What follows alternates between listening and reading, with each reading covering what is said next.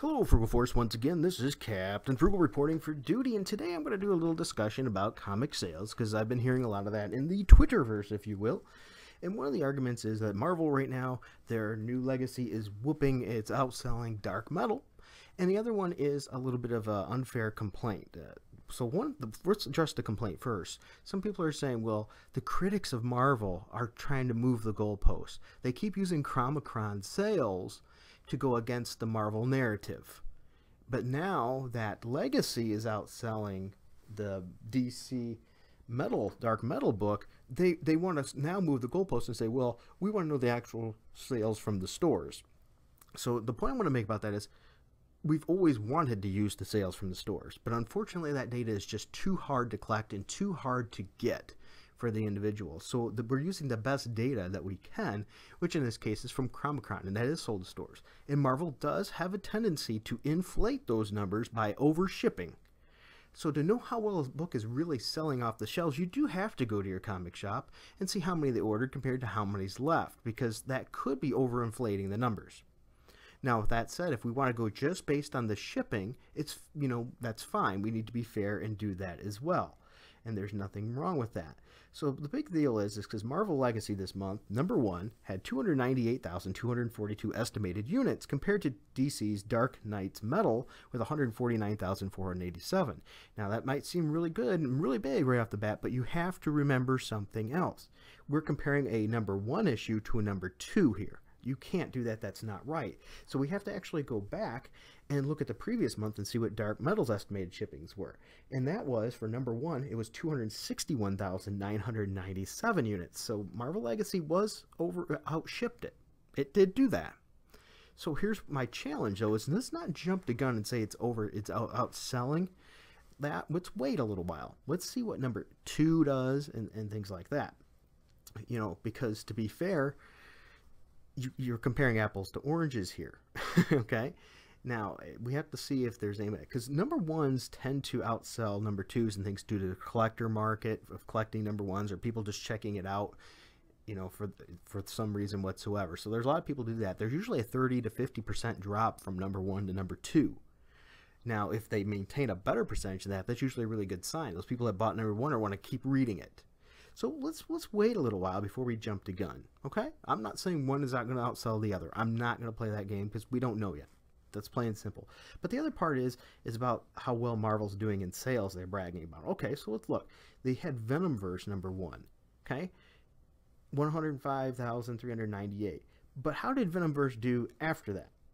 That's what we have to see too, and I believe there was quite a steep drop off, so be careful there. Now let's continue. Look, Batman book, a Harley Quinn book, a Walking Dead book, a Batman book, an Action Comics book. Where do you see Marvel at? Okay, that's my point is Marvel is not doing very good. Let's go to their flagship character, Amazing Spider-Man issue 32, only at 58,885 units. That is not good for a flagship character. There's Venomverse #2. It went from over 100,000 to 57,102. #3 was a little less than that, and you're seeing the regular drop off there at that point. But as I said, remember I said 50% drop off to 30%? Venomverse 57,279 at #2. Venomverse #1 was 105,398. See what I'm telling you there? That's how it works.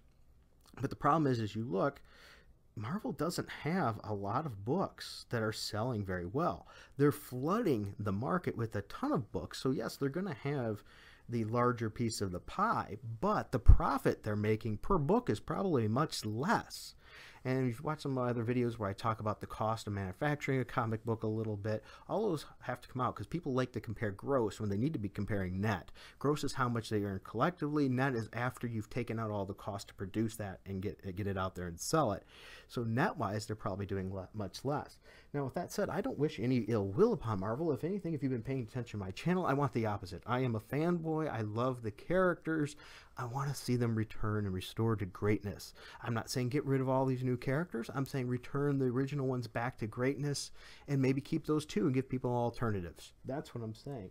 We need Marvel. Now, I'm not saying that the comic industry can't survive with Marvel. It will be an adjustment period, and it could be very hard, and especially very hard on comic shops. Because here's the deal. Marvel is what you would consider an anchor, like an anchor store to a mall. People don't go to the mall to go to the little shops in most cases. They go to the main big shops to buy something they plan on getting. And then they see the other stuff and it makes them go, hey, I think I'll check that out. Same thing with Marvel and comic stores. They're going to go to the comic shop maybe to buy Venomverse #1 or Generations. And then while they're there, they might see a Valiant title or a book from Dark Horse or Image and pick that up too. That Image sale, Dark Horse sale or something probably would not have happened if they weren't pulled in by one of the big books, like a DC book or a Marvel book. And that's why it's almost vital that they still maintain good and have that pull to get people in. It's very important to comic shops. So as I said, even though you look, DC is killing Marvel right now overall. Their top tier characters like Amazing Spider-Man is only selling 58,885.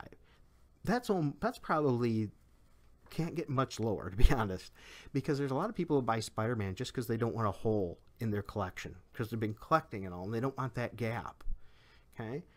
And as I said, Spider-Man is one of the most recognizable characters. I've said that in other videos all over the world. You could show at the tip of his finger and people are going to know who he is. Okay? He should be doing much better than that. That's a real shame that it's so low. Even, matter of fact, look at Miles Morales, Peter Parker Spider-Man, only at 59,000. Miles is a great character. When they moved him over, he just didn't have the gravitas anymore and the originality part to him. They probably shouldn't have called him Spider-Man. Too many, they're diluting that, but that's for another time. But ultimately, if you look, and I challenge you to look for yourself, look at the books and how the numbers are that they're selling. Marvel's books are not selling in high numbers. I mean, look at this. Astonishing X-Men, 57,000 units. Venomverse, we said 3 and 4 we've already looked at. X-Men Gold, 52. Okay, we keep going, fine. There we go. Generations, Captain America, only 50,000. Star Wars, let's see here, let's keep going. Mighty Thor, 43,000. Peter Parker Spectacular Spider-Man, 41,000. These are not massive numbers. Okay, this is a pretty bad situation, especially when comic book characters are pretty much at the height of popularity and they're not finding a way to capitalize on it. All right, so that's just what I wanted to do, a little bit of talking about, making sure we're comparing things right. I'm not saying, as I said, one is going to outsell the other. I said let's let time tell. Okay, and a little bit about how, you know, the measurement differences are in actual sales, and to being, you know, just being open and honest about it. All right, hope you enjoyed this video. If you did, please be sure to hit like and subscribe, and make sure you hit that notifications bell, because YouTube doesn't tend to like me, because I don't like to run ads on this site, because I don't want to support them financially, because I don't feel they treat content creators properly. If you do want to support me as a content creator, go over to my VidMe channel, Captain Frugal, subscribe there for as little as $1 a month, or you can even give just a one-time tip. And you can also follow more of our articles and videos by going to thehenchmenslounge.com. So until next time, keep it frugal.